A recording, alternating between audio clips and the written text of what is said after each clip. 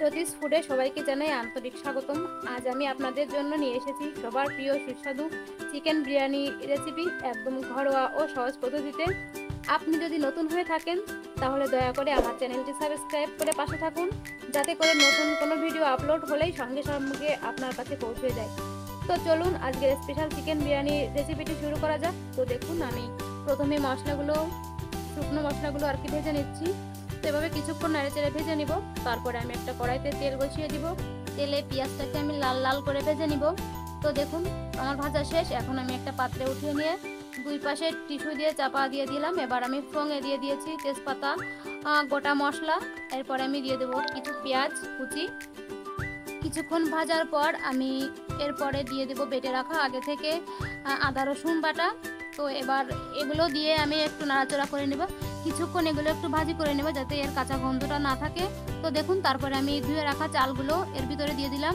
তো এখন কিছুক্ষণ ধরে চাউলটা ভাজতে হবে। তো দেখুন সমস্ত চাউল যাতে ভাজা হয়ে যায় সেভাবে নাড়াচাড়া করে অনবরত ভাজতে হবে। তারপরে আমি যেহেতু রান্নাটা করবো রাইস কুকারে, সেহেতু আমি কিন্তু চালটা বসিয়ে দিলাম এবং জল দিয়েছি। যতটুকু পরিমাণে চাল দিয়েছি তার দ্বিগুণ পরিমাণে গরম জল দিয়েছি। তো এখন আমি মাংসটা রান্না করে নিচ্ছি। তো দেখুন আমি লবণ হলুদ দিয়ে মাংসটা সুন্দর করে ভেজে নিচ্ছি আগে।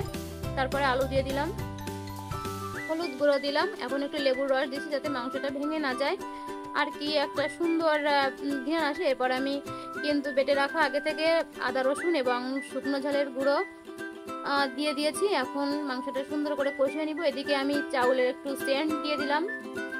তো এখন পরিবেশনের পালা। তো আমার রান্না শেষ। তো দেখুন আমি অল্প অল্প রাইস এবং অল্প অল্প করে মাংসগুলো আমি কিন্তু সাজিয়ে নিচ্ছি, আবার পেঁয়াজের বেরেস্তাগুলো ছিটিয়ে দিচ্ছি। তো দেখুন পরিবেশনটা কিন্তু অনেক সুন্দর হবে, তার জন্য কিন্তু আমি এরকম করে সাজাচ্ছি। তো আপনারা চাইলে একসঙ্গে রান্না করতে পারেন। আমি যেহেতু আর কি মাংসের যে ঝোলটা ওইটা কিন্তু আমি এর ভিতরে দেবো না, তো তার জন্য কিন্তু আমি আলাদাভাবে এটাকে পরিবেশনের জন্য সাজিয়ে নিচ্ছি। তো আমার রান্নাটি যদি আপনাদের ভালো লেগে থাকে তবে অবশ্যই আমাকে লাইক করতে ভুলবেন না।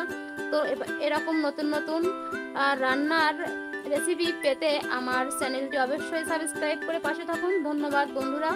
তো দেখুন কত সুন্দর রান্না, একদম ঘরোয়া পদ্ধতিতে রান্নাটা করেছি আমি সামান্য উপকরণ দিয়ে। আপনারা চাইলে কিন্তু বাড়িতে এরকম সুন্দর রান্না করে খেতে পারেন। হোটেলে বা রেস্টুরেন্টের থেকেও কিন্তু স্বাদ কোনো অংশে কম হবে না। তো আপনারা চাইলে বাড়িতে রান্না করে দেখতে পারেন। তো অসংখ্য ভালোবাসা রইল।